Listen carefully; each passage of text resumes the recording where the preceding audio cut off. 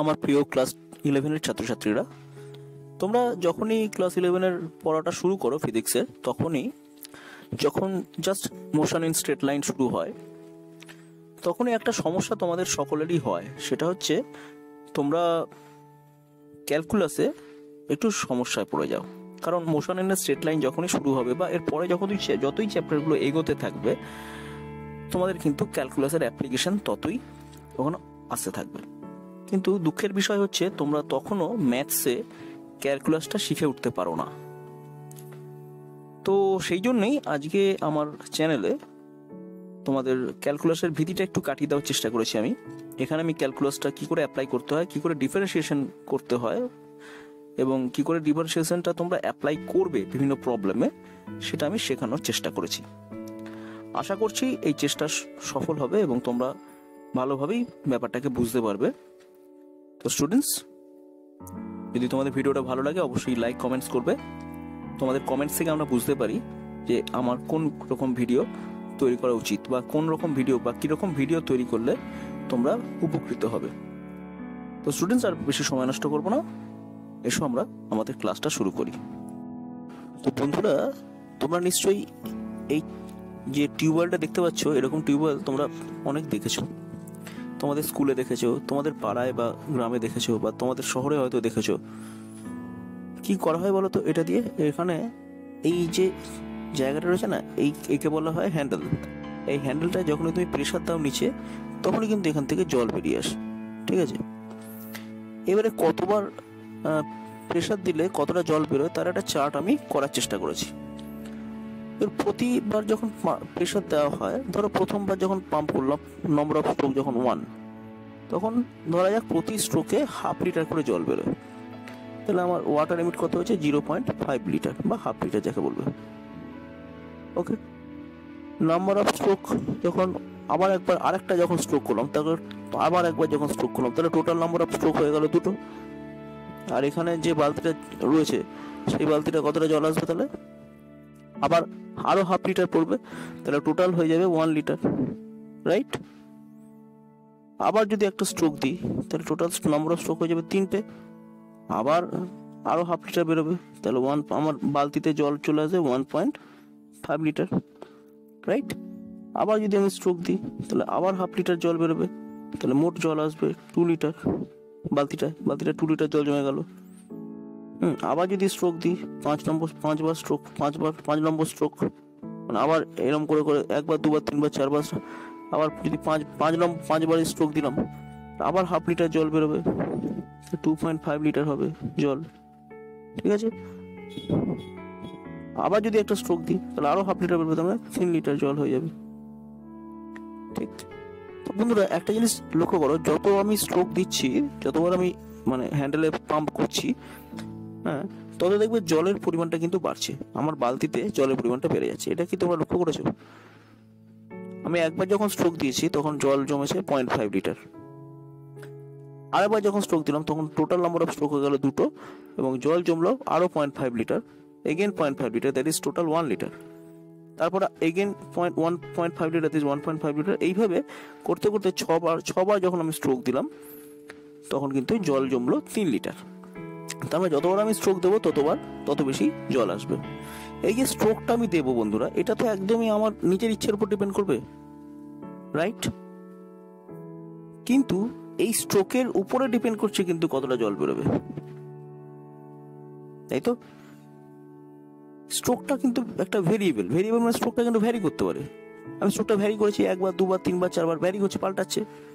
আর water limit সেটাও কিন্তু variable. দেখো 0.5, 1, 1.5, 2, 2.5, 3 এইভাবে ভ্যারি করছে। ওয়াটার দুটোই কিন্তু ভ্যারি করছে।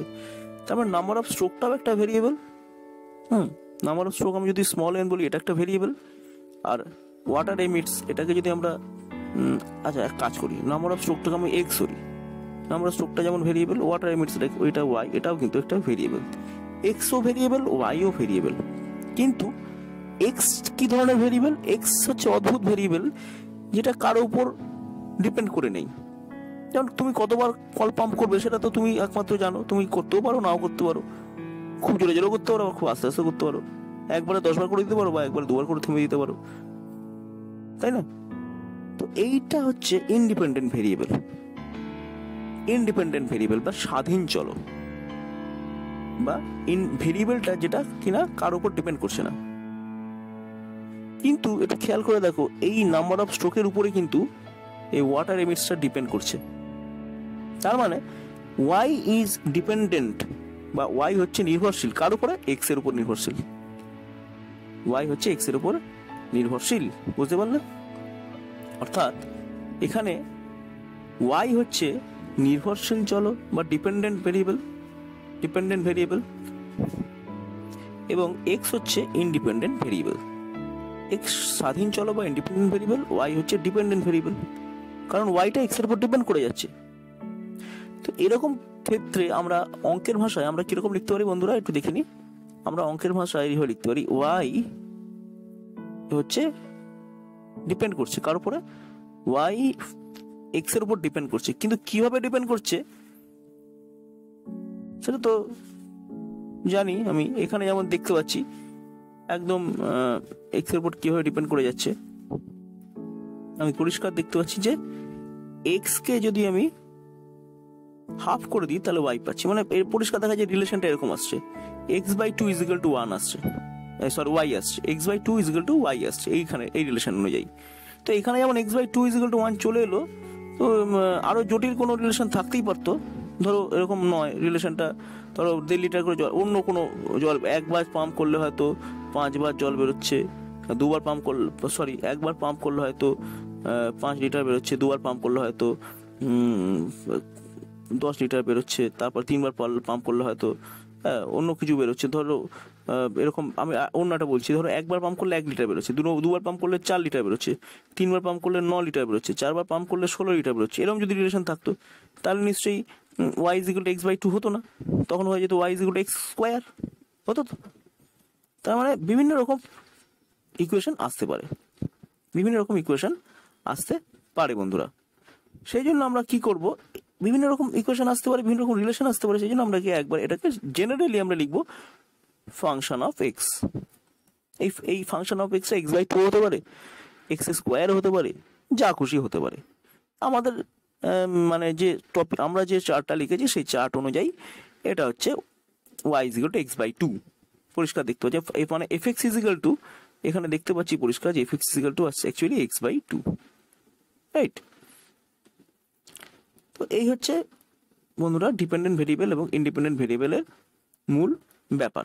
আশা করি তোমরা এই ব্যাপারটুকু বুঝতে পারলে। সাধারণত অঙ্কের ক্ষেত্রে এক্স কে বলা হয় ইন্ডিপেন্ডেন্ট ভেরিয়েবল, মানে ইন্ডিপেন্ডেন্ট ভেরিয়েবল হিসেবে এক্স কে ধরা হয়, বোঝা গেল? আর ডিপেন্ডেন্ট ভেরিয়েবল হচ্ছে ওয়াই কে ধরা হয় ডিপেন্ডেন্ট ভেরিয়েবল হিসেবে। তো বন্ধুরা আমরা যদি যে ডেটাটা আমরা পেয়েছি, মানে এই যে ডেটাটা আমরা পেলাম, এই ডেটাটার উপর বেস করে যদি আমরা একটা গ্রাফ ড্র করি, সেই গ্রাফটা কিরকম হবে বন্ধুরা দেখে নিই। পরিষ্কার সোজা এখানে আমি দেখিয়ে দিচ্ছি ছোট্ট করে। এইদিকে মনে করো এক্স লিখছো, মানে যেগুলো ডিপেন্ডেন্ট ভেরিয়েবল হয় সেগুলোকে একটু ওয়াই এর দিকে লেখা ভালো, ভার্টিক্যালি লেখা ভালো। আর যেগুলো ইন্ডিপেন্ডেন্ট সেগুলোকে আমি হরিজন্টালি পুট করলে পারি, যেমন এক্সটা ইন্ডিপেন্ডেন্ট আছে হরিজন্টালি লিখেছি। এখানে পরিষ্কার দেখা যাচ্ছে এক্স ইজিক্যাল টু 1 হলে ওয়াইটা 5, এক্স ইজিক্যাল টু 1 হলে ওয়াইটা 0.5, এক্স ইজিক্যাল টু 2 যখন হচ্ছে তখন ওয়াইটা হচ্ছে 1, এক্স ইজিক্যাল টু 3 যখন হচ্ছে ওয়াইটা হচ্ছে 1.5, এক্স ইজিক্যাল টু 4 যখন হচ্ছে ওয়াই হচ্ছে গিয়ে 2, ঠিক আছে? এক্স ইজিক্যাল টু 5 যখন হচ্ছে ওয়াই হচ্ছে 2.5, এক্স ইজিক্যাল টু 3 হলে পরে y is equal to x is equal to 6 হলে ওয়াই ইজিক্যাল টু 3। তো দেখো আমি আস্তে আস্তে এই কোঅর্ডিনেট গুলো পেয়ে গেলাম, স্থানাঙ্ক গুলো পেয়ে গেছি।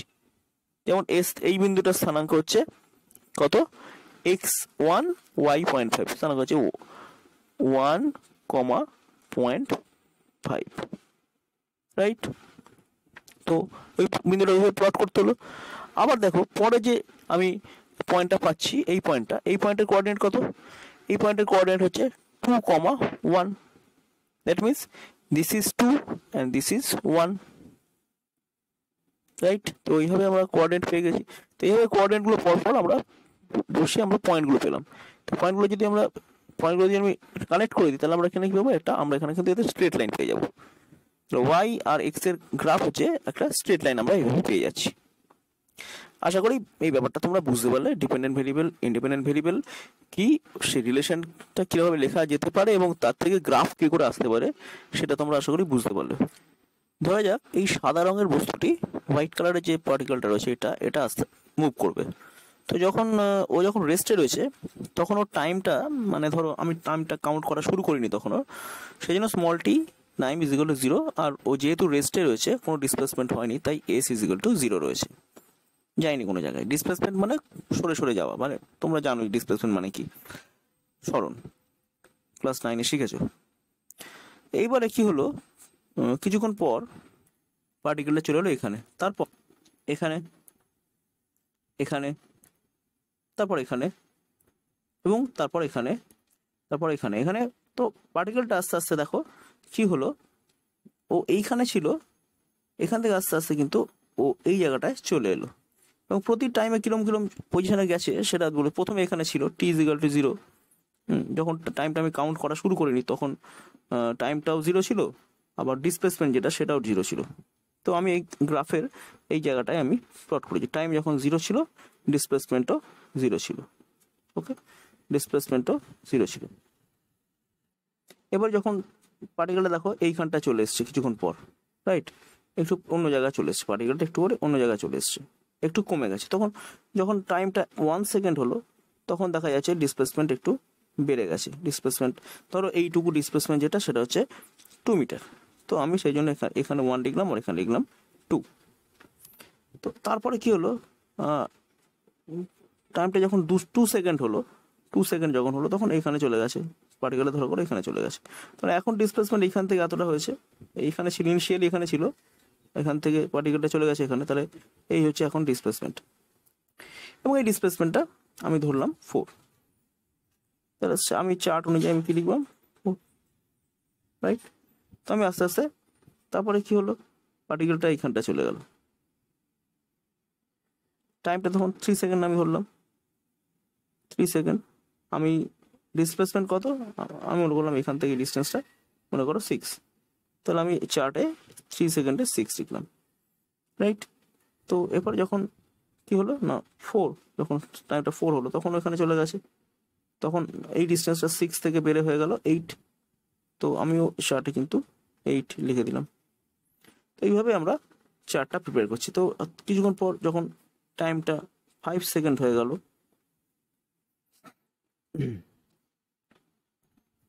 তখন ডিসপ্লেসমেন্ট হয়ে গেছে ধরো 10, এবং এইগুলো সব আমি মিটারে লিখছি, এটা ধরে নাও, ঠিক আছে। Displacement we write in metre. তো এবার হয়ে গেছে এখান থেকে এই ডিস্টেন্সটা হয়ে গেছে 10, দেখো। তো এখানে বুঝতেই পারছো ইন্ডিপেন্ডেন্ট ভেরিয়েবলটা টাইম নিজের মতো চেঞ্জ হবে, ইন্ডিপেন্ডেন্ট, কিন্তু টাইমের উপর নির্ভর করে ডিসপ্লেসমেন্টটাও কিন্তু আস্তে আস্তে বাড়ছে, রাইট। তো এখন যদি টাইম আর ডিসপ্লেসমেন্টের আমরা একটা গ্রাফ ড্র করি তাহলে কীরকম পাবো। তো গ্রাফটা একটু প্লট করি। 0 0, প্রথম আমি পয়েন্ট পেয়ে যাচ্ছি এই জায়গাটা 0 0-তে, যেহেতু মানে অরিজিনে পাবো, মানে টাইমও 0 আবার ডিসপ্লেসমেন্টও 0। এরপরে যে পয়েন্টটা পাবো আমি সেটা হচ্ছে দেখো এইটা 1 2, টাইম যখন 1 তখন ডিসপ্লেসমেন্ট 2, তাহলে এইখানে আমার পয়েন্ট পাবো। টাইম যখন 3 তখন ডিসপ্লেসমেন্ট হচ্ছে 6, এখানে পয়েন্ট পাবো। টাইম যখন 4 তখন ডিসপ্লেসমেন্ট হচ্ছে 8, টাইম যখন 5 ডিসপ্লেসমেন্ট হচ্ছে 10, টাইম যখন 6 তখন হবে 12, যাই হোক এটা এতটা আমি জানি। তো এই হচ্ছে পয়েন্টগুলো আমি পেলাম। তো এই পয়েন্টগুলোকে যদি আমি কানেক্ট করে দিই, একটা স্ট্রেট কানেক্ট করে দিই, তাহলে আমরা বুঝতেই পারছি যে আমরা কী পেতে চলেছি, আমরা একটা স্ট্রেট লাইন পেতে চলেছি, রাইট। তো গ্রাফটা কীরকম হবে, আমরা এখানে কিসের সাথে কী গ্রাফ করেছি না ডিসপ্লেসমেন্ট, আর এদিকে প্লট করেছি আমি টাইম, আমার গ্রাফ কীরকম আসবে। তো ওই পয়েন্টগুলোকে যদি আমি কানেক্ট করে দিই তাহলে এই স্ট্রেট লাইনটা আমি পাচ্ছি, এই লাল রঙের স্ট্রেট লাইনটা আমি পাবো, বোঝা যাচ্ছে। তো গ্রাফ আমি ড্র করলাম। তো বন্ধুরা দেখো টাইমের সাথে সাথে কিন্তু ডিসপ্লেসমেন্ট চেঞ্জ হয়ে গেছে, মানে পার্টিকেলটা কিন্তু মুভ করছে। তো মুভ করছে যখন, তার মানে ওর নিশ্চয়ই কোনো একটা ভেলোসিটি আছে বা বেগ রয়েছে, রাইট। তো বেগ মানে কি, ভেলোসিটি মানে কি, ভেলোসিটি মানে হচ্ছে টাইমের সাথে সাথে সরণের পরিবর্তনের হার। কিরকম, আমি দুটো পয়েন্ট এখানে নিচ্ছি, মনে করো এই একটা পয়েন্ট নিলাম আর এই একটা পয়েন্ট নিলাম, ঠিক আছে। তো এই পয়েন্টে টাইম কত ছিল, পয়েন্টের টাইম ছিল মনে করো, এটা কতভাবে জানি না, আমি t1 মনে করছি। আর এই পয়েন্টের যখন গেছিল পার্টিকেল তখন টাইম ছিল মনে করলাম t2, রাইট। তো t1 টাইমে ওর ডিসপ্লেসমেন্ট কি ছিল মনে করো s1, আর t2 টাইমে ওর ডিসপ্লেসমেন্ট কত ছিল মনে করো এটা এইখান এইটা হচ্ছে s2, রাইট। এইবারে আমরা তো এই ডেটাটা পেয়ে গেলাম, তাহলে এই ডেটা থেকে আমরা খুব ইজিলি হিসেব করে নিতে বলতে পারি যে t2 মাইনাস t1 টাইমের মধ্যে, মানে এই টাইম ইন্টারভ্যালের মধ্যে, t2 মাইনাস t1 টাইম ইন্টারভ্যালের মধ্যে ওর ডিসপ্লেসমেন্ট হয়ে গেছে কিন্তু দেখো s1 থেকে s2 পর্যন্ত, ডিসপ্লেসমেন্ট হচ্ছে s1 থেকে s2 পর্যন্ত। তাহলে আমরা রেটটাকে কিরমভাবে বার করতে পারি, যে যদি t2 মাইনাস t1 সময়ের মধ্যে, t2 মাইনাস t1 সময়ের মধ্যে ওর ডিসপ্লেসমেন্ট হয়ে থাকে s2 minus s1, s2 minus s1, তাহলে ইউনিট টাইমে ওর ডিসপ্লেসমেন্ট কত হবে, অর্থাৎ এটা যদি ইউনিট হয়ে যায় তাহলে ইউনিট টাইমে ডিসপ্লেসমেন্ট বা rate of change of displacement যাকে বলে, সময়ের সাপেক্ষে সরণের পরিবর্তনের হার, একক সময় কতটা, প্রতি সেকেন্ডে কত করে ডিসপ্লেসমেন্ট হচ্ছে, তাহলে আমরা কি করে বের করতে পারি, s2 minus s1 divided by t2 minus t1 করতে পারি, রাইট। তারপরে বুঝলে কিনা। তো এই যে জিনিসটা আমি লিখলাম, এই জিনিসটাকে বলা হচ্ছে rate of change of displacement with respect to time, অর্থাৎ সময়ের সাপেক্ষে, উইথ রেসপেক্ট টু টাইম মানে সময়ের সাপেক্ষে সরণের পরিবর্তনের হার। তো আরেকটা জিনিস খেয়াল করো, জিওমেট্রিক্যালি, সরি, এটাকে কি বলা হয়, এটাকে বলা হয় ভেলোসিটি, রাইট। ভেলোসিটি ক্যালকুলেট করতে গেলে আমরা এইভাবে ক্যালকুলেট করে যাই, ওকে। তো আমরা রেজাল্টটা লিখলাম, তো আমরা রেজাল্টটা এইভাবে লিখলাম। এবার দেখো s2 মাইনাস s1 বলতে এই ডিস্টেন্সটাকে বোঝাচ্ছি, t2 মাইনাস t1 বলতে এই ডিস্টেন্সটাকে বোঝাচ্ছি। তো এই ডিস্টেন্স আর এই ডিস্টেন্সের যদি রেশিও নিই, তাহলে এই যে ট্রায়াঙ্গেলটা, এই ট্রায়াঙ্গেলের, বুঝতেই পারছো এই যে ট্রায়াঙ্গেলটা, এই ট্রায়াঙ্গেলটা দেখতে পাচ্ছ তো, এই ট্রায়াঙ্গেলের পরিষ্কার বোঝাচ্ছে, ট্রায়াঙ্গেলের যে এই অ্যাঙ্গেলটা থিটা, এই থিটার ট্যানজেন্টটা বোঝাচ্ছে, অর্থাৎ ভেলোসিটি মানে হচ্ছে tangent of theta, tan theta, okay, tan theta বোঝাচ্ছে। তার মানে আমি বলতে পারি যে সময়ের সাপেক্ষে দূরত্বের যে পরিবর্তনের হার, সেটা হচ্ছে আমি যে গ্রাফটা টানবো, দূরত্ব আর সময়ের যে গ্রাফটা টানবো, সেই গ্রাফের যে সময়ের সঙ্গে, সময় অক্ষের সঙ্গে যে কোণটা তৈরি করবে সেই গ্রাফটা, সেইটাই হচ্ছে কিন্তু তার ভেলোসিটি। অর্থাৎ সময় অক্ষের সাপেক্ষে যে কোণটা তৈরি করবে সেটা হচ্ছে সময়ের সাপেক্ষে সরণের হার। অর্থাৎ কোণ বা ট্যানজেন্ট বার করতে পারলেই আমরা কিন্তু এই হারটাও বেরিয়ে যাবে, অর্থাৎ হারটা আমরা ক্যালকুলেট করতে পারবো। আশা করি তোমরা এটা বুঝতে পারলে। আমরা এটা দেখে নিই সত্যি সত্যি ট্যানজেন্ট করলে ভেলোসিটি বেরোচ্ছে কিনা। দেখা যাক, আমি দেখো এইখানে একটা পয়েন্ট নিচ্ছি, এই পয়েন্টের কোঅর্ডিনেট কি আসছে দেখো 2 4, মানে আমি এই সেটটা নিলাম। আর একটা কোঅর্ডিনেট হচ্ছে 4 8, দেখো এটা 4, এটা 4 সেকেন্ড, আর এটা হচ্ছে এই কোঅর্ডিনেটটা হচ্ছে 4 8, রাইট। তো আমি দেখবো যে 2 থেকে 4 সেকেন্ডের মধ্যে ভেলোসিটি কি ছিল, 2 থেকে 4 সেকেন্ডের মধ্যে পার্টিকেলের ভেলোসিটি কি ছিল। তাহলে আমার নিয়ম হচ্ছে এইখানে যে ট্রায়াঙ্গেলটা ক্রিয়েট হবে, সেই ট্রায়াঙ্গেলের এই থিটাটা ক্যালকুলেট করলে ভেলোসিটি ক্যালকুলেট হয়ে যাবে। থিটা ঠিক নয়, এই থিটাটা ট্যানজেন্ট ক্যালকুলেট করতে হবে। তা পরিষ্কার বোঝা যাচ্ছে যে ট্যান থিটা কত আসছে, এইটুকুটা কত বন্ধুরা, এইটুকুটা হচ্ছে 8 মাইনাস 4, রাইট। এই গোটাটা হচ্ছে 8, এখান থেকে এটা হচ্ছে 8, আর এখান থেকে এইটুকু হচ্ছে 4, তাহলে ট্যান থিটা যে পারপেন্ডিকুলার যেটা আসছে সেটা হচ্ছে কি 4, তো পারপেন্ডিকুলার 4 বেরিয়ে গেছে। আর বেস কত আসছে বন্ধুরা, বেস হচ্ছে এইটুকুটা 4 মাইনাস 2, বেস হচ্ছে এইটুকু, মানে 8 বুঝতেই পারছো এটা হচ্ছে 2, ট্যান থিটা কত আসছে 2 চলে এলো। ম্যাগনিটিউডটা, ট্যান থিটার ম্যাগনিটিউড হলো 2। এবার দেখো এর ভেলোসিটি কি 2, খুব সিম্পলি বোঝা যাচ্ছে, একদম পরিষ্কার ভেলোসিটি বোঝা যাচ্ছে 2। কারণ ভেলোসিটি মানে ডিসপ্লেসমেন্টকে তুমি টাইম দিয়ে ডিভাইড করো, 2 মানে এখানে 2/1 এটা 2 আসছে, এখানে 4/2 এখানে 2 আসছে, এখানে 6/3 এখানে কিন্তু 2 আসছে। তো ভেলোসিটি কিন্তু এখানে ভর্তি 2, অর্থাৎ ভেলোসিটি আমরা ক্যালকুলেট করতে পারি ট্যানজেন্ট দিয়ে। মানে যে আমি গ্রাফ পেলাম সেই গ্রাফের ট্যানজেন্ট বার করতে পারলেই আমরা ভেলোসিটি ক্যালকুলেট করতে পারবো, রাইট?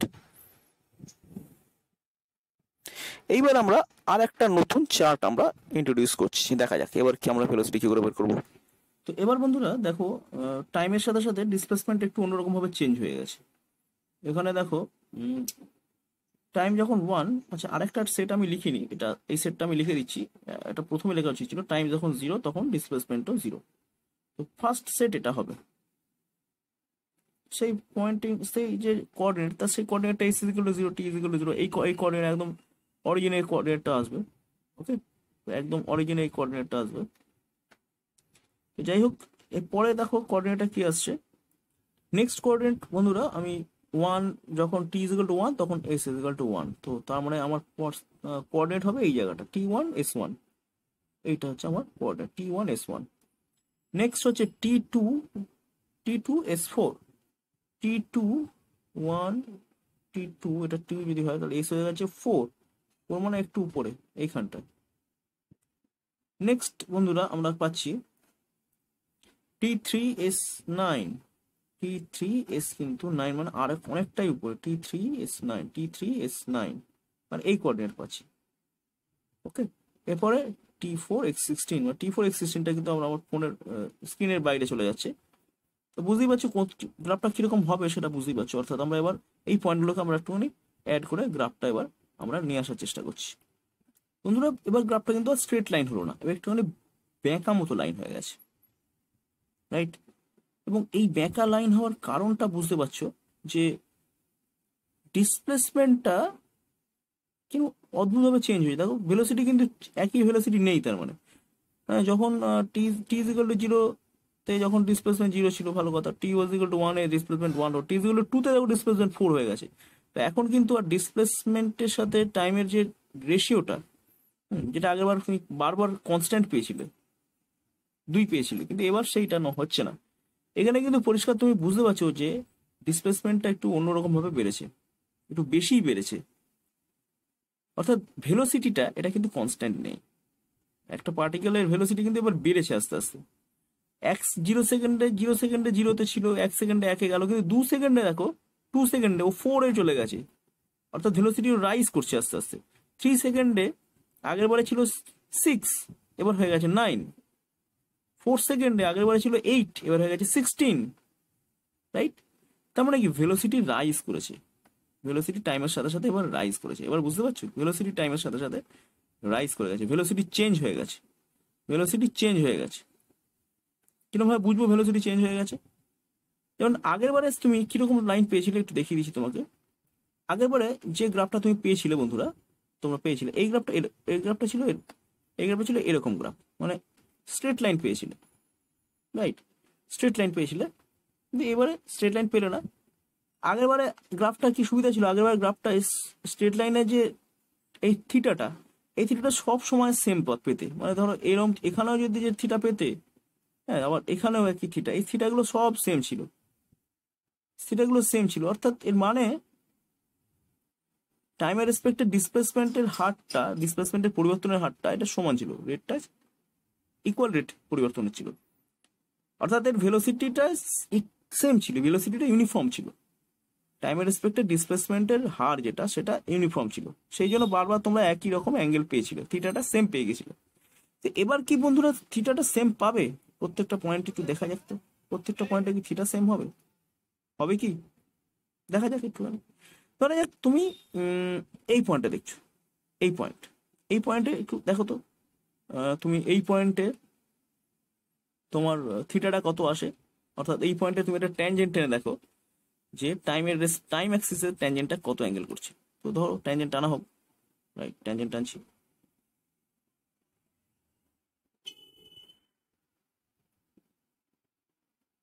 খেয়াল করো, আমি এই পয়েন্টে ট্যানজেন্টটা টানছি, এই হচ্ছে আমাদের এবারে একটা মোটামুটি ট্যানজেন্ট হয়ে গেছে। এই ট্যানজেন্ট যেটা টানলাম, স্পর্শক টানলাম, স্পর্শকে তো টানতে হচ্ছিল। হুম, এই যে এইখানে যে অ্যাঙ্গেলগুলো তুমি বার করছিলে বন্ধুরা, এখানে খেয়াল করে দেখো, এখানে যেভাবে অ্যাঙ্গেল তোমরা বার করছিলে এইভাবে, তো এই যে এটা তো ট্যানজেন্ট মানে স্পর্শক, কিন্তু এটা কোন একটা বিন্দুতে, ধরো এই বিন্দুতে যদি স্পর্শক আমি টানি তো এরকম স্ট্রেট লাইনই হবে সেটা। কিন্তু এবার এই যে এবার কিন্তু অন্যরকম হয়ে গেছে ব্যাপারটা, কারণ এবারে তুমি বুঝতেই পারছো যে তোমার যে গ্রাফ সেটা স্ট্রেট লাইন আর নেই, এটা একটা কার্ভ লাইন হয়ে গেছে।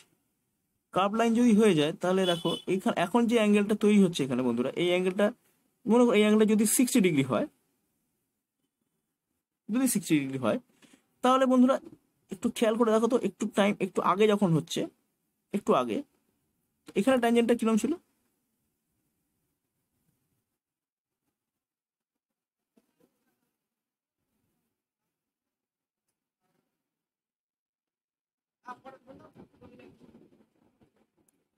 এখানে ট্যানজেন্টটা কি অ্যাঙ্গেল করেছে বন্ধুরা? দেখো এইখানে ট্যানজেন্টটা কিন্তু অন্য অ্যাঙ্গেল করে থাকবে, হয়তো এখানে অ্যাঙ্গেল ট্যানজেন্টটা হয়তো 45 ডিগ্রি অ্যাঙ্গেল করে থাকবে, রাইট? হয়তো অ্যাঙ্গেলটা এখানে 45 ডিগ্রি হবে। তো দেখো যত টাইম বেড়েছে তত অ্যাঙ্গেলটা কিন্তু বেড়েছে, এই অ্যাঙ্গেলটা কিন্তু আস্তে আস্তে বেড়েছে। অ্যাঙ্গেলটা যেহেতু ভেলোসিটি, আমি বলেছিলাম যে ডিসপ্লেসমেন্ট টাইম গ্রাফের অ্যাঙ্গেলটাকে ভেলোসিটি বলা হয়, তার মানে বোঝা যাচ্ছে যে এখানে টাইমের সাথে সাথে ভেলোসিটি কিন্তু রাইজ করে গেছে, এখানে টাইমের সাথে সাথে ভেলোসিটি রাইজ করে গেছে, ভেলোসিটি রাইজ করেছে। প্রত্যেকটা পয়েন্টে কিন্তু ভেলোসিটি চেঞ্জ হয়ে গেছে, এই পয়েন্টে ভেলোসিটি আলাদা, এই পয়েন্টে ভেলোসিটি আলাদা, এই পয়েন্টে ভেলোসিটি আলাদা, এই পয়েন্টে ভেলোসিটি আলাদা, এই পয়েন্টে ভেলোসিটি আলাদা, এই পয়েন্টে ভেলোসিটি আছে, প্রত্যেকটা পয়েন্টে ভেলোসিটি আলাদা আলাদা হয়ে গেছে। তাহলে বন্ধুরা এবার একটা খুব সুন্দর প্রশ্ন, খুব মন দিয়ে শোনো। ওটা হচ্ছে প্রত্যেকটা সময়ে ভেলোসিটি বারবার চেঞ্জ হয়ে গেছে। এখন কোনো একটা সময় যদি ভেলোসিটি বার করতে দেয় আমাকে কেউ, ধরো তোমাকে প্রশ্ন করলো যে তোমাকে ভেলোসিটি বার করতে হবে এই সময়টায়, মনে করো এই সময়টা কি ধরি, কোনো একটা সময় মনে করো T1 সময়, এই সময়টাকে T1 ধরে নাও। T1 এর কোনো একটা ভ্যালু হয়তো থাকবে 3 সেকেন্ড, 4 সেকেন্ড, 5 সেকেন্ড, 4 সেকেন্ড, যদি ভ্যালু আমি T1 ধরলাম। T1 সেকেন্ডে তোমাকে বলেছে ভেলোসিটি কত, অর্থাৎ সেই সময়ে ওই ইনস্ট্যান্টে ভেলোসিটি কত, ইনস্ট্যান্টেনিয়াস ভেলোসিটি বার করতে দেওয়া আছে। বুঝতে পারলাম? ইনস্ট্যান্টেনিয়াস ভেলোসিটি অর্থাৎ এই সময় ভেলোসিটি কত। প্রত্যেকটা সময় ভেলোসিটি বেড়ে গেছে, প্রত্যেকটা টাইমে এখানে ভেলোসিটি যা ছিল, এখানে ভেলোসিটি, এখানে ভেলোসিটি তার থেকে বেশি, এখানে ভেলোসিটি তার থেকে বেশি, এখানে ভেলোসিটি তার থেকে বেশি, তার থেকে বেশি, তার থেকে বেশি, প্রত্যেকটা সময় কিন্তু ভেলোসিটি বেড়ে গেছে। কারণ প্রত্যেকটা পয়েন্ট ট্যানজেন্ট গুলো দেখো আস্তে আস্তে রাইজ করে যাচ্ছে, তার ভেলোসিটি বেড়ে গেছে। তাই যদি হয় প্রত্যেকটা পয়েন্টে তো ভেলোসিটি বেড়ে গেছে, আমি যে কোনো একটা পয়েন্টে যদি ভেলোসিটি কাউকে জিজ্ঞাসা করি, সে কি করে ভেলোসিটি আমাকে বলবে? ধরো আমাকে এই, তাহলে এইখানে এখানে ডিসপ্লেসমেন্ট পেয়ে যাচ্ছি আমরা, এই জায়গাটা ডিসপ্লেসমেন্ট কত আমরা পেয়ে যাচ্ছি। মনে করো এখানে ডিসপ্লেসমেন্ট হচ্ছে S1, না আমাকে তো চাই ভেলোসিটি কত, তো এইখানে ভেলোসিটি বার করব কি করে? উপায় একটাই, উপায় হচ্ছে draw a tangent here,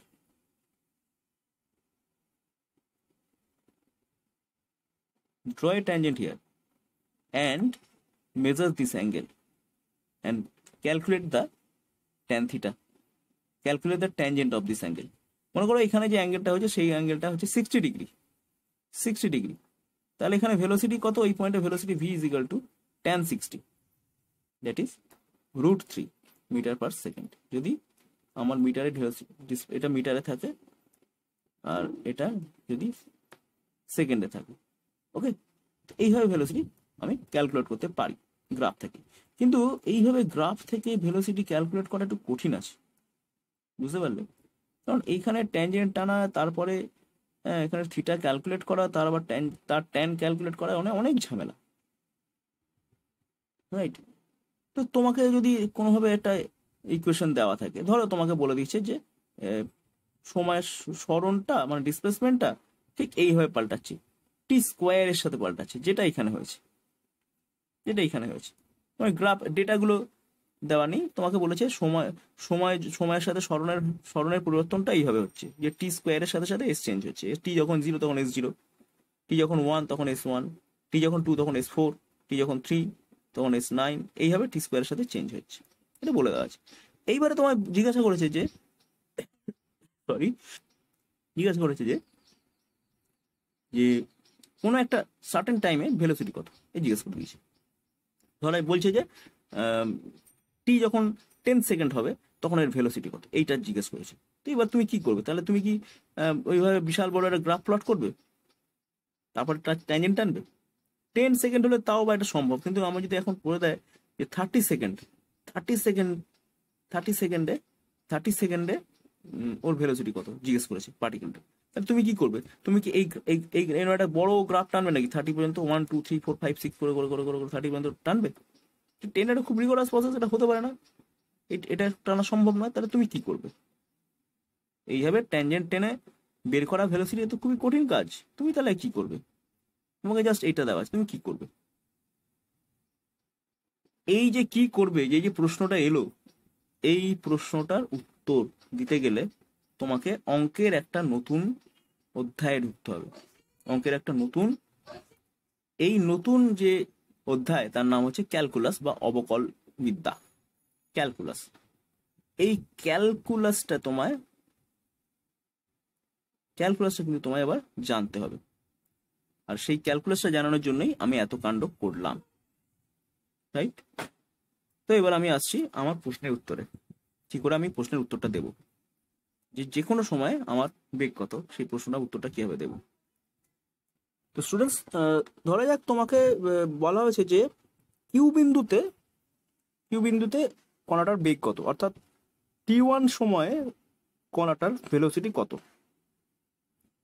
t1 সময়ে কণাটার ডিসপ্লেসমেন্ট হচ্ছে s1, দেখো এখানে যেটা দেখানো হয়েছে, আর t2 সময়ে কণাটার ডিসপ্লেসমেন্ট হচ্ছে এইটা, অর্থাৎ s2, এইটা। t2 সময় ডিসপ্লেসমেন্ট এতটা, আর t1 সময় ডিসপ্লেসমেন্ট এতটা, রাইট? তোমাকে জিজ্ঞেস করেছে t1 সময়ে কত ভেলোসিটি ছিল, তো তুমি এবার কি করে ক্যালকুলেট করবে?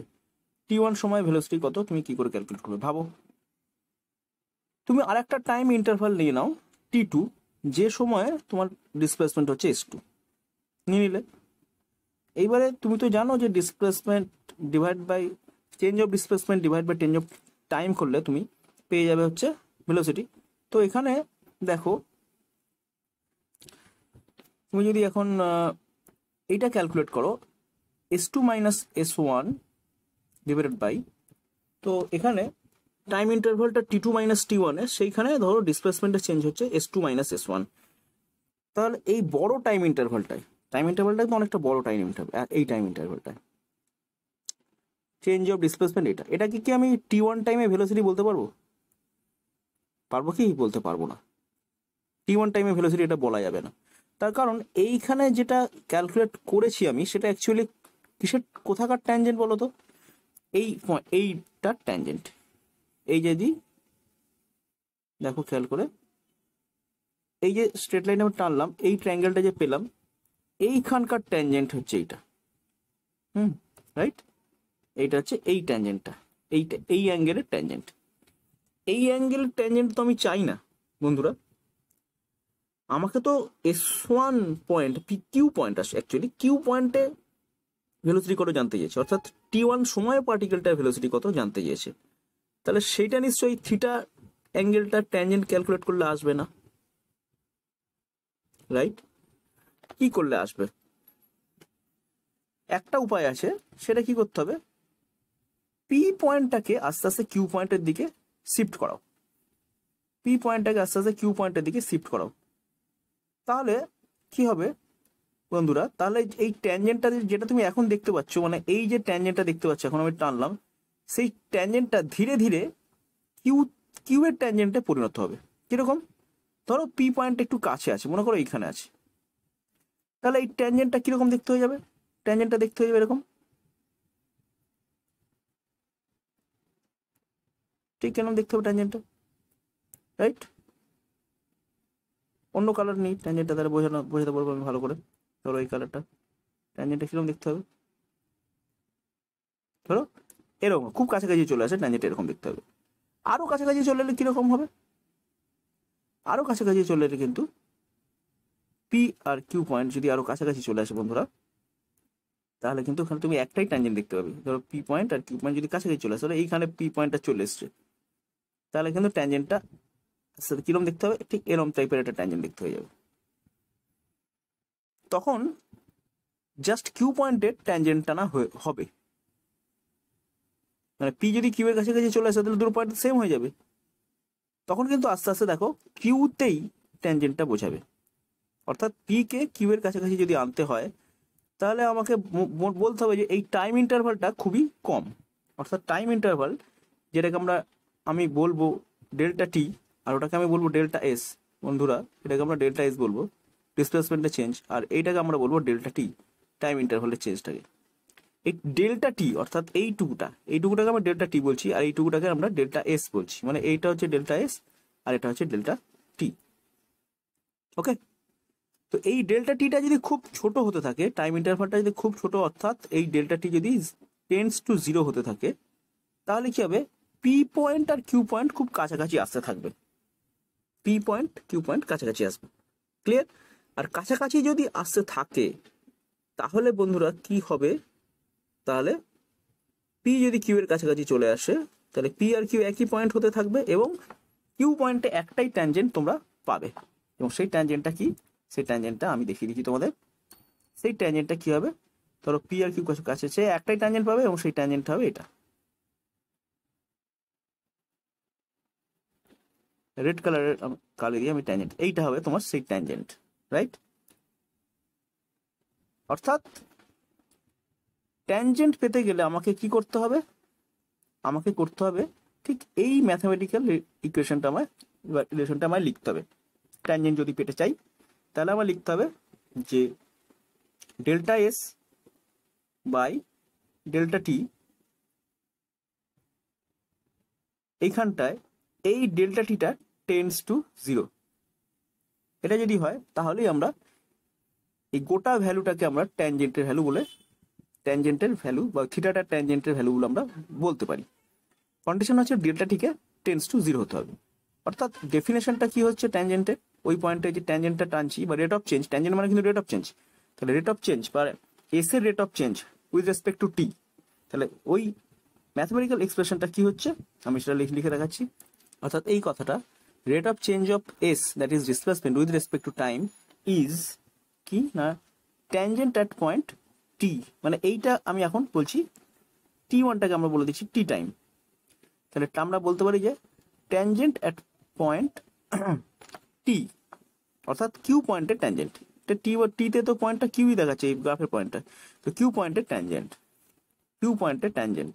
তো এখানে আমরা যদি এই অ্যাঙ্গেলটাকে থিটা ধরে নিই বন্ধুরা, তো আমরা এই জায়গাটা ইজ বলে এই জায়গাটা আমরা অনায়াসে লিখতে পারি is tan theta, tan theta.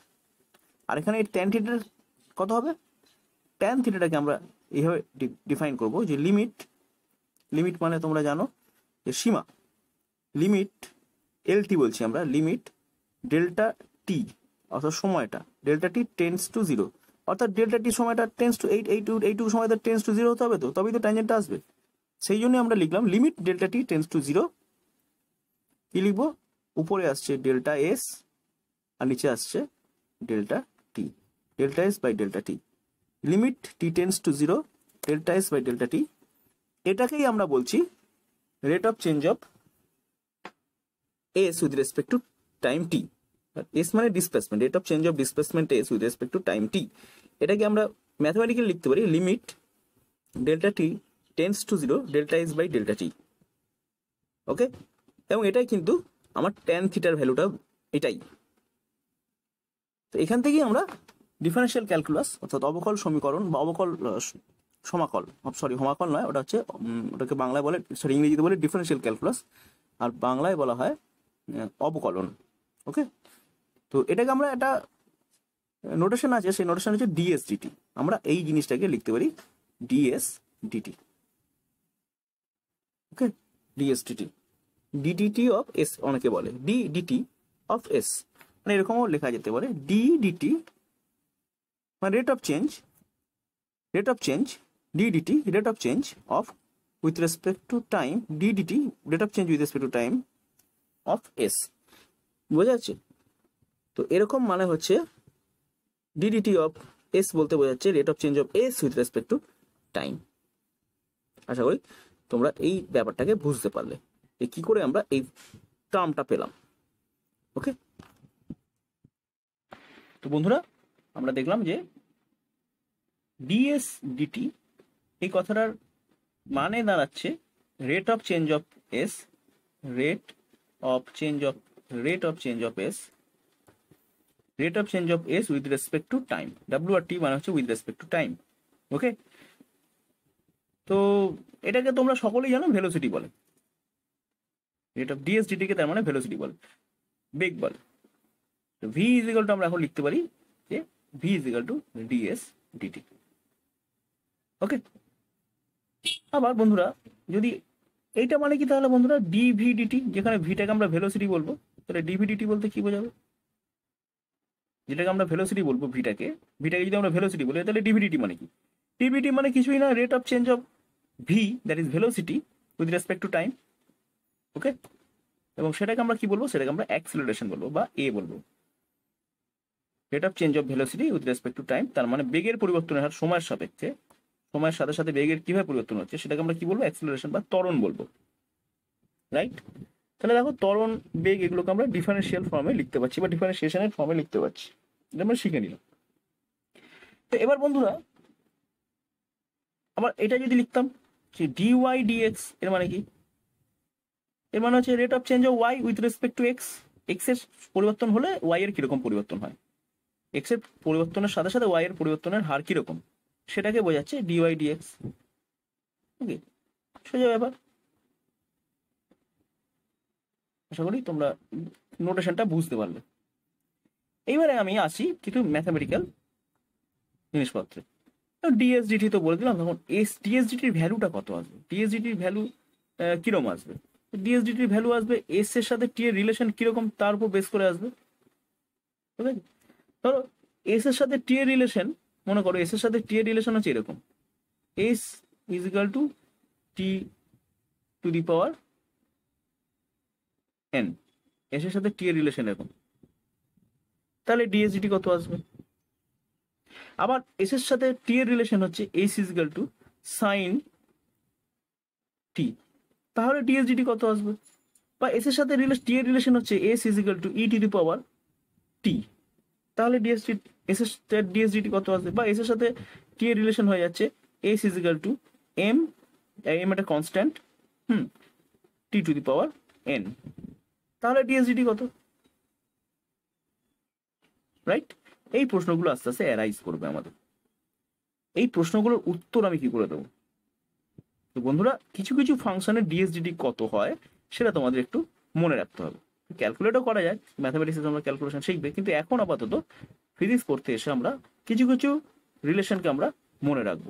Right, তো আমরা কিছু কিছু জেনারেল রিলেশন আমরা লিখি, কিরকম হয়। যেমন আমি প্রথমে বলছি, ধরো একটা ফাংশন যদি ধরো এস ইকুয়াল টু এরকম হয়, S is equal to some constant হয়, অর্থাৎ যেটা সময়ের সাপেক্ষে পরিবর্তন হবে না। কনস্ট্যান্ট আবার পরিবর্তন হবে কি করে, তাই না? তখন আমার ডিএসডিটি ভ্যালু কি আসবে বন্ধুরা? তখন ডিএসডিটি কি আসবে? ডিএসডিটি যেহেতু সময়ের সাপেক্ষে পরিবর্তন হয় না, তাই আমি লিখবো এরকম ভাবে ডিডিটি এস এর ভ্যালু। তো বন্ধুরা কনস্ট্যান্টের ডিফারেন্সিয়েশন কি করে হবে? কনস্ট্যান্ট মানে এই কনস্ট্যান্টটা তার সময়ের সাপেক্ষে চেঞ্জ হবে না। ধরো কনস্ট্যান্ট মানে 5 কি সময়ের সাথে সাথে পাল্টে যাবে? যাবে না।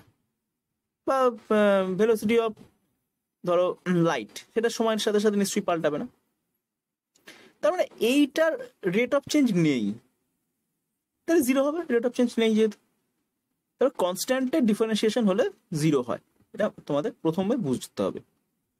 ওকে, এবার এই লটা পরে আরেকটা ল আমি দেখি এবার কি হবে। 2 নম্বর, ধরো এটা রিলেশন নম্বর আমি এ বললাম, বা রিলেশন নম্বর, আচ্ছা এ না বলে এটা 1 বলাই বেটার, রিলেশন নম্বর ওটা 1, ঠিক আছে।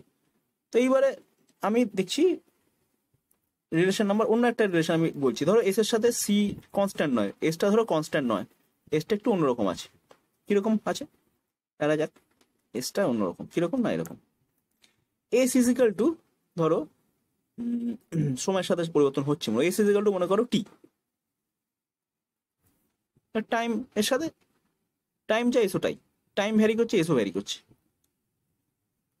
ওকে, তাহলে কি হবে, তাহলে ডিএসডিটি কি হবে, কি হবে না ডিডিটি অফ টি, এটার ভ্যালু আসবে, এটার ভ্যালু যা হবে সেটা হবে। এখন এটার ভ্যালু কি হবে, এইটা হচ্ছে প্রশ্ন, এটার ভ্যালু কি হবে। বা যদি ধরো এস ইজিক্যাল টু টি না থেকে টি স্কোয়ার থাকতো, টি স্কোয়ার থাকতো তাহলে কি হতো, এস এর ভ্যালু টি না থেকে ধরো টি স্কোয়ার থাকতো তাহলে কি হতো। আমরা শিখে নিই টি টু দি পাওয়ার এন থাকলে কি হতো, S is equal to T to the power N, তাহলে ফর্মুলাটা একটা আছে বন্ধুরা, এটা তোমরা জেনে নাও। তাহলে ডিডিটি ডিএসডিটি, ডিএসডিটি কি আসবে, ডিএসডিটি আসবে DDT of t to the power N, এরকম লিখবো আমরা। এখন এখানে আমার ফর্মুলা আছে, এটা ভ্যালুটা যেটা হবে সেটা কি করে হবে তোমাকে জানতে হবে না বন্ধুরা, এখন তুমি খালি জেনে রাখো কি হবে। এখানে এন চলে আসবে সামনে, এরপরে টি আসবে, এবারে মাথায় n to the power minus one, পাওয়ারে n to the power minus one. তো এটা হচ্ছে d t of t to the power n এর ভ্যালু। একটা এক্সাম্পল দেওয়া যাক, ধরো s equal to t square রয়েছে, তাহলে ডিএসডিটি কি হবে, ডিএসডিটি হবে ডিডিটি অফ কি হবে, এস এর জায়গায় টি স্কোয়ার বসবে, তাহলে এখানে টি স্কোয়ার বসবে, এবং এটার ভ্যালু কত আসবে, প্রথমে চলে আসবে এন, দ্যাট ইজ টু, টুটা ফার্স্টে চলে আসবে, এই যে এখন এন এন এসেছিল এখানে, তাহলে এবার কি আসবে ভ্যালুটা টু আসবে, two T two T, two T যেমন এসছে এখানে two T, N to the N to the power N minus one, এখানে কত চলে আসবে টু মাইনাস ওয়ান, এন এর জায়গায় টু বসবে জাস্ট, তাহলে আমার উত্তর কত আসছে পরিষ্কার দেখা যাচ্ছে টু টি, রাইট, বোঝা গেল। এবার ধরো S is equal s is equal to t square নয়, এস ইজিক্যাল টু মনে করো t to the power five, right, s is equal to মনে করো t to the power five রয়েছে, তাহলে কি হবে, তাহলে ডিএসডিটি কি হবে, তোমরা বলো এবার ডিএসডিটি কি হবে, তোমরা ক্যালকুলেট, ভিডিও পজটাকে ক্যালকুলেট করো, করে দেখো আমার সাথে মিলছে, তাহলে উত্তর কি আসবে, উত্তর আসবে এই ফাইভটা আগে চলে আসবে, তারপরে টি আসবে, এবারে টি টু দি পাওয়ার কি হবে five minus one, that is five T to the power four, এটা হচ্ছে আমার উত্তর। ওকে, তাহলে আশা করি বোঝা গেল। এবার আমি আসছি, ধরো S is equal to T to the power N আছে ঠিকই, কিন্তু এখানে একটা কনস্ট্যান্ট ধরো রয়েছে, এখানে ধরো একটা কনস্ট্যান্ট রয়েছে সি, এদের কনস্ট্যান্ট রয়েছে সি, তাহলে কি হবে এখানে একটা কনস্ট্যান্ট চলে আসবে সি, এবং এইটার উত্তর কি হবে, জাস্ট সামনে একটা সি চলে আসবে, মানে সি দিয়ে মাল্টিপ্লাই হবে, যা অ্যান্সার আসবে সেটা সি দিয়ে মাল্টিপ্লাই হয়ে যাবে। ফর এক্সাম্পল ধরো এস ইজিক্যাল টু রয়েছে ফাইভ টি স্কোয়ার, ফাইভ টি স্কোয়ার, তাহলে এখানে ডিএসডিটি কি আসবে, ডিএসডিটি আসবে ফাইভ, ফাইভের মতো থাকবে, অসুবিধা নেই। এবার টি স্কোয়ারের ক্ষেত্রে যেটা হবে, প্রথমে টি স্কোয়ারের জন্য টুটা প্রথমে চলে আসবে, তারপরে t to the power two minus one, right, তো এখানে কথা হবে টেন টি, রাইট, তো আশা করি বোঝা গেল। নেক্সট বন্ধুরা আরেকটা গুরুত্বপূর্ণ ফাংশন আমি একটু দেখে নিই, ধরো এস ইজিক্যাল টু রয়েছে some constant c into t to the power t to sorry e to the power t, exponential to the power t রয়েছে, এরকম রয়েছে। তাহলে এখন ডিএসডিটি কি হবে, ডিএসডিটি কি হবে, ডিএসডিটি মানেই হচ্ছে প্রথমে কি আসবে, সিটা সি এর মতো চলে আসবে, সিটা সি এর মতো চলে আসবে, বেরিয়ে গেল। এবারে ডিফারেন্সিয়েশনটা কার হবে, d d t of e to the power t, right, differentiation e to the power t হবে, কত উত্তর আসবে। এবার এটা মনে রাখবে যে ই টু দি পাওয়ার টি এর যদি ডিফারেন্সিয়েট করি আমি, এই উত্তরটা একই আসে, অর্থাৎ এই ডিফারেন্সিয়েশন করলে উত্তরটা ই টু দি পাওয়ার টি আসবে, কোনো চেঞ্জ হবে না।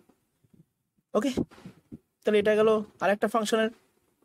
এইবারে মনে করো বন্ধুরা এখানে ই টু দি পাওয়ার টি শুধু নেই, এখানে ধরো একটা কনস্ট্যান্ট রয়েছে n into e to the power t রয়েছে, তাহলে এখানে n into e to the power t আসবে, এখানেও n into e to the power t আসবে, কিন্তু সামনে একটা এন চলে আসবে বন্ধুরা, এনটা মাল্টিপ্লাই হয়ে যাবে। রাইট? এই হচ্ছে আমাদের বিভিন্ন ফাংশনের ডিফারেন্সিয়েশন করলে কি উত্তর আসবে। যেমন আরেকটা আমি ফাংশন বলি, এটাও খুব গুরুত্বপূর্ণ ফাংশন। ধরো এস ইজ ইকাল টু রয়েছে log t, log t, log, এখানে কিন্তু লগের বেসটা ই ধরা হয়, লগ টি রয়েছে। তাহলে সেক্ষেত্রে আমার উত্তর কি আসবে? ডিএসডিটি। মনে রাখো ডিএসডিটি উত্তর আসবে। লগ টি যদি থাকে ডিএসডি উত্তর হয়ে যাবে d d t of log t, log t এর উত্তর আসবে 1/t। তো এই ফাংশনগুলো খুব ইম্পর্টেন্ট কিছু ফাংশন, এইগুলো একটু মনে রাখতে হবে তোমাদের। ফাংশনগুলো কিরকম ফাংশন আমি বলে দিচ্ছি, আরো ফাংশন আছে, আরেকটু ফাংশন আমি বলে দিই। ধরো এস ইজিক্যাল টু রয়েছে, এস ইজিক্যাল রয়েছে সাইন টি, বা তাহলে কি ডিএসডিটি কি আসবে? ডিএসডিটি উত্তর হয়ে যাবে, যদি সাইন টি থাকে ডিএসডিটির ভ্যালু আসবে কস টি। যদি সাইন এন টি থাকতো তাহলে এখানে হচ্ছে কস এন টি হতো এবং এখানে একটা এন চলে আসতো, রাইট? মেন মানে ধরো একটা কোনো কনস্ট্যান্ট সেটা সামনে চলে আসতো। আবার এস ইজিক্যাল টু যদি কস টি হতো তাহলে ডিএসডিটি কত আসছে? তাহলে ডিএসডিটি আসতো মাইনাস সাইন টি। আর যদি কস এন টি হতো তাহলে এখানে sine minus sine N T আসতো এবং সামনে একটা এন চলে আসতো, অর্থাৎ এনটা দিয়ে মাল্টিপ্লাই হয়ে যেত, রাইট?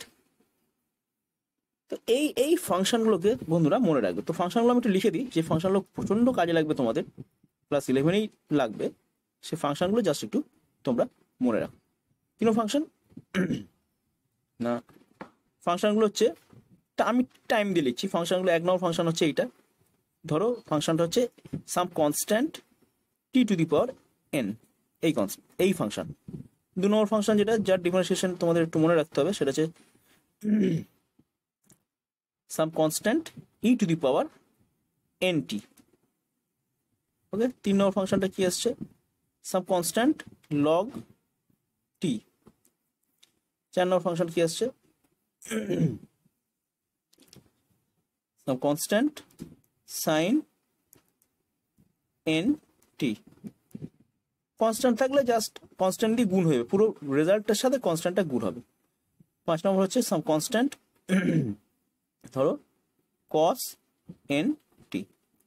এই কটা ফাংশন বন্ধুরা একটু কষ্ট করে মনে রাখবে যে এদের ডিফারেন্সিয়েশন কি হয়। তো তোমরা একটু বলো আমার সাথে, এর ডিফারেন্সিয়েশন কি হবে? এর ডিফারেন্সিয়েশন হবে কনস্ট্যান্ট বেরিয়ে আসবে সোজা, তারপরে t to the power n এর ডিফারেন্সিয়েশন হবে। টি টু দি পাওয়ার এন এর ডিফারেন্সিয়েশন মানে কি? এনটা সামনে আসবে, টি টু দি পাওয়ার n-1, এটা হচ্ছে আমার অ্যান্সার।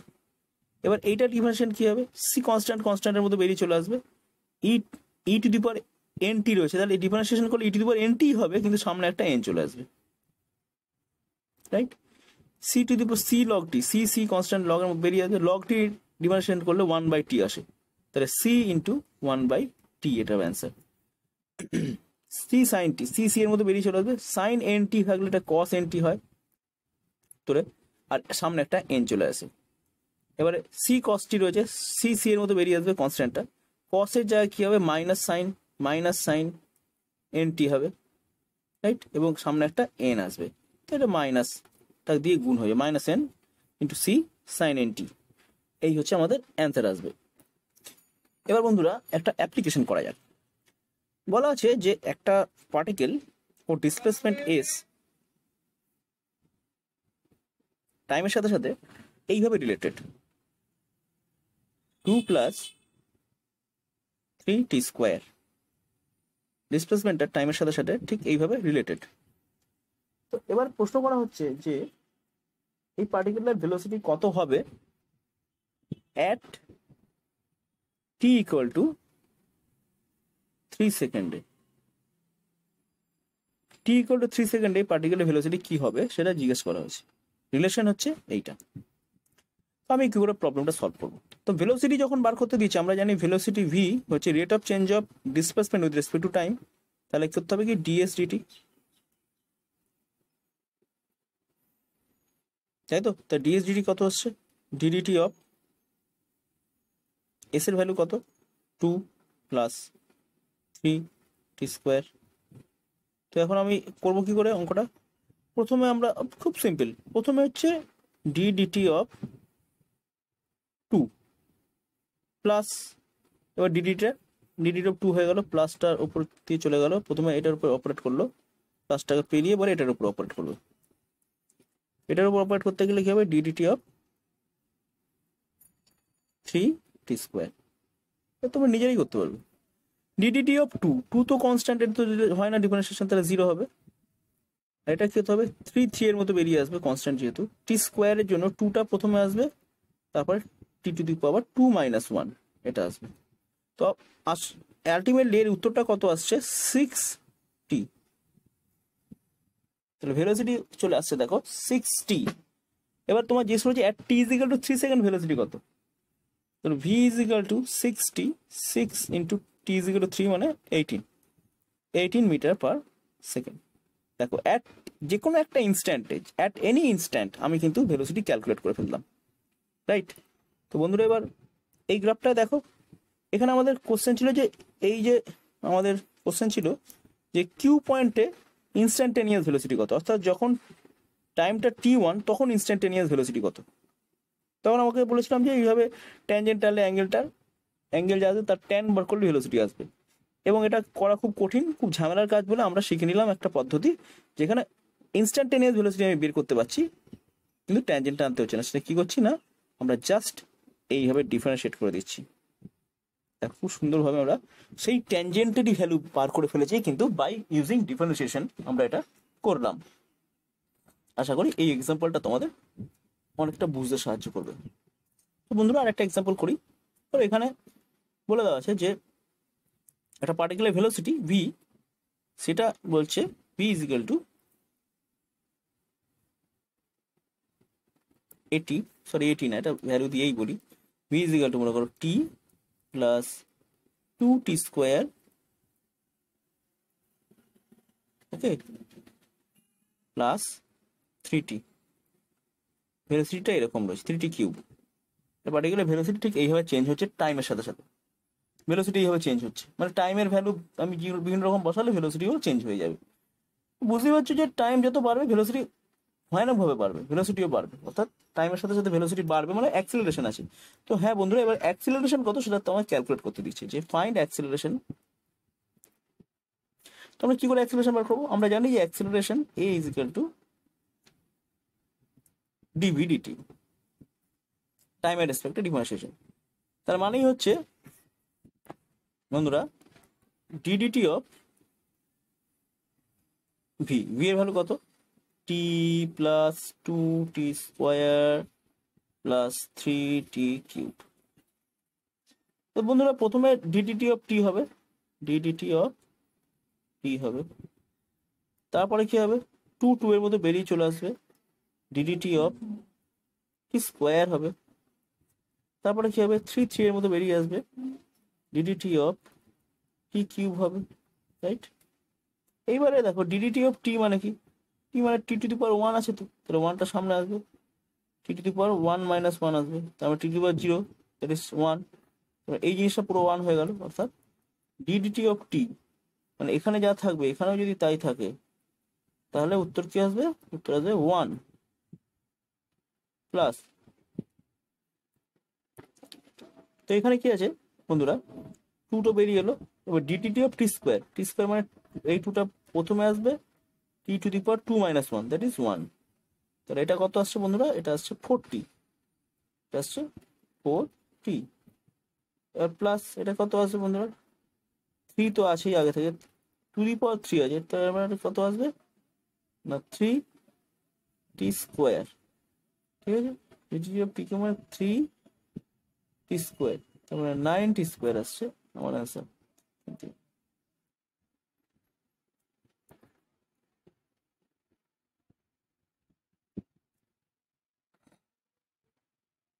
রাইট? তার মানে এখানে 1 + 4t + 9t²। এবার তোমার বলেছে যে অ্যাক্সিলারেশন কত অ্যাট টাইম t = 2, অ্যাক্সিলারেশন কত? তার মানে এবার আমাকে t এর জায়গায় 2 বসিয়ে দিতে হবে। 2 বসালে 1 প্লাস t এর জায়গায় দিয়ে 2 বসালে কত আসবে? 8, আর t এর জায়গায় 2 বসালে 4, 4 ইন্টু 9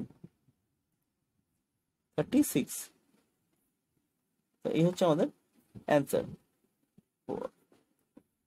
তো বন্ধুরা এই ভ্যালুটা আমরা টি স্কোয়ারের জায়গায় 2 পুট করলাম, 4 হবে, 4 ইন্টু 9। বন্ধুরা এটার অ্যান্সার আসছে, খুব বেশি অ্যান্সার আসছে, দেখো 36 প্লাস 1 37, 37 প্লাস 8 45, 45 তো অ্যাক্সিলারেশন কিন্তু হয়ে গেল 45 মিটার পার সেকেন্ড। তার মানে অ্যাক্সিলারেশনটা কিন্তু টাইমের সাথে সাথে এইভাবে ভ্যারি করছে। যখন এখানে যে অ্যাক্সিলারেশনের বন্ধু ইকুয়েশনটা বেরিয়েছে, দেখো অ্যাক্সিলারেশনটা কোনো কনস্ট্যান্ট অ্যাক্সিলারেশন না, অ্যাক্সিলারেশনটা টাইমের সাথে সাথে ভ্যারি করছে। তার মানে কোনো বিভিন্ন টাইমে অ্যাক্সিলারেশন বিভিন্ন রকম হবে। তো বন্ধুরা আমরা আরেকটা প্র্যাকটিস করি একটুখানি। দেখো এখানে বলছে ডিওয়াই ডিএক্স ক্যালকুলেট করতে হবে, ডিওয়াই ডিএক্স নির্ণয় করো, যেখানে আমার প্রথমে বলে দিচ্ছে y ইকুয়াল টু, বলে দেওয়া আছে 3x two the power 5, 7 plus 7x two the power 4 plus 6, এই বলে দেওয়া আছে। আমাকে ডিওয়াই ডিএক্স ক্যালকুলেট করতে হবে। দেখো বন্ধুরা কিরকম আমি করছি, দেখো শর্ট করে ডিওয়াই ডিএক্স ক্যালকুলেট করা মানেই হচ্ছে ডিওয়াই ডিএক্স লিখছি আমি। দেখো কি হবে, প্রথমে দেখো 3 আছে, এখানে তিনটা তিনের জায়গায় সুন্দর ছুড়ে চলে আসবে, তারপর এক্স টু দি পাওয়ার 5, 5টা প্রথমে আসবে ইন মাল্টিপ্লাইড হয়ে 5 এক্স টু দি পাওয়ার 4 আসবে, এটা কি আসবে 15, 15 x to 3 into 5 15, 15 x to the power 4। Okay, তো 15 x to the power 4 plus, এবার কি আছে 7 এক্স টু দি পাওয়ার 4, তো 7টা 7 আসবে, 7টা প্রথমে আসবে, তারপর এক্স টু দি পাওয়ার 4 এর 4টা আসবে, তাহলে 7 ইন্টু 4 কত হবে 28, 28 এক্স টু দি পাওয়ার কি হবে 4 আছে, এটা 1 কমে যাবে 3 প্লাস, এবার কি আছে 6, এটা কিন্তু কোনো রকম ডিফারেন্সিয়েশন হবে না, এটা 0 হয়ে যাবে, রাইট? তাহলে এই হচ্ছে আমাদের ডিওয়াই ডিএক্স। নেক্সট ফাংশন কি আছে বন্ধুরা, নেক্সট ফাংশন দিচ্ছে y ইকুয়াল টু, সুন্দর একটা ফাংশন, ব্র্যাকেটের মধ্যে x square minus 2 whole cube, এটা আমাদের বলেছি ডিওয়াইডিএক্স ক্যালকুলেট। বন্ধুরা ডিওয়াইডিএক্স ক্যালকুলেট করে দিচ্ছি আমি, ডিডিএক্স অফ ওয়াই। তো প্রথমেই দেখো বন্ধুরা কি করতে হবে, এক্স স্কোয়ার আবার কিউব রয়েছে, তাই তো? তো প্রথমে আমাকে করতে হবে কি, এই গোটা জিনিসটা কিন্তু একটা কিছু ধরে নাও, তুমি জেড ধরে নাও, রাইট? জেড যদি ধরে নাও তাহলে দেখো তোমরা কি পাচ্ছ, তাহলে আমাকে করতে হবে জেড হয়ে গেলে পরে তো এখানে ডিডি এক্স করলে হবে না, ডিডি এক্স অফ জেড এইটা করতে হচ্ছে, তাই তো? ওটার আগে আমি ওইটুকুটাকে জেড ধরে নিচ্ছি, তাহলে জেড কিউ করতে হচ্ছে আমাকে। আমি কি করছি বুঝতে পেরেছো কি, আমি দেখো এইটুকুটাকে আমি ধরেছি জেড, তাহলে এটা জেড কিউ হবে, রাইট?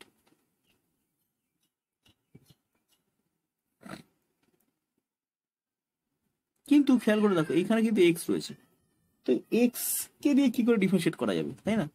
এখানে এক্স থাকলে হবে না, এটাকে কি করবো আমি, এটাকে জেড লিখবো। কিন্তু দেখো বন্ধুরা আমাকে তো জেডের রেসপেক্টে ডিফারেন্সিয়েট করতে বলেনি, তা আমি কি করবো, আমি আবার ডিজেড ডিএক্স করে দেবো। তাহলে আলটিমেটলি দেখো এইটা ক্যান্সেল হয়ে যাচ্ছে মনে হচ্ছে যেন, তাহলে ডি জেড ডিএক্সই রয়েছে, ঠিক আছে? ডি জেড কিউ ডিএক্স, তার মানে জেড কিউ মানে তো ওয়াই, রাইট? আর জটিল হয়ে গেল কি, আচ্ছা এটা জটিল যখন হয়ে গেল একটা সরল করেই করি। তোমাকে এরকম একটা দিয়ে রেখেছে function y is equal to, এটা কিউব রয়েছে, এইখানে একটা পার্ট রয়ে গেছে, তো এই পার্টটাকে তুমি জেড ধরে নাও, তাহলে কি আসবে জেড কিউব। তো ওয়াই ইজ ইকুয়াল টু আসছে জেড কিউব। তোমাকে ক্যালকুলেট করতে হবে ডিওয়াই ডিএক্স, ডিওয়াই ডিজেড তো নয়, রাইট? তাহলে আমরা এটাকে এইভাবে লিখি, ডিওয়াই ডিএক্স, এটা আমি এইভাবে লিখতে পারি ডিওয়াই ডিজেড ডিজেড ডিএক্স, এটা এইভাবে লিখতে পারি। তাহলে দেখো ডিওয়াই ডিএক্স চলে আসছে, রাইট? কারণ ডিজেড ডিজেড ক্যান্সেল আউট হয়ে যাচ্ছে, তাহলে ডিওয়াই ডিজেড এটা কত হবে, এখানে y is equal to z q রয়েছে, তাহলে ডিওয়াই ডিজেড কি হবে 3 জেড স্কোয়ার হবে, রাইট? 3টা সামনে আসবে, জেড স্কোয়ার চলে আসবে, তারপরে ডিওয়াই ডিজেড করলে 3z স্কোয়ার, তাহলে 3z স্কোয়ার লিখে দিচ্ছি আমি জায়গাটা। এইবারে দেখো ডিজেড ডিএক্স কি হবে, 3z স্কোয়ার। এবার হচ্ছে ডিজেড ডিএক্স কি হবে, ডিজেড ডিএক্স কি হবে। তো এখানে বোঝাই যাচ্ছে জেড মানে এক্স স্কোয়ার মাইনাস 2, জেড মানে হচ্ছে এক্স স্কোয়ার মাইনাস 2। তাহলে বুঝতেই পারছো ডিজেড ডিএক্স এটা কি হবে, এক্স স্কোয়ারের ডিফারেন্সিয়েশন হবে, তো প্রথমে 2 আসবে x to the power 2 minus 1, তারপরে মাইনাস 2 এর ডিফারেন্সিয়েশন 0 হবে যেহেতু কনস্ট্যান্ট ওটা, তাহলে 0 হবে। তাহলে হয়ে যাচ্ছে 2x স্কোয়ার, 2x স্কোয়ার না 2x, রাইট, 2x।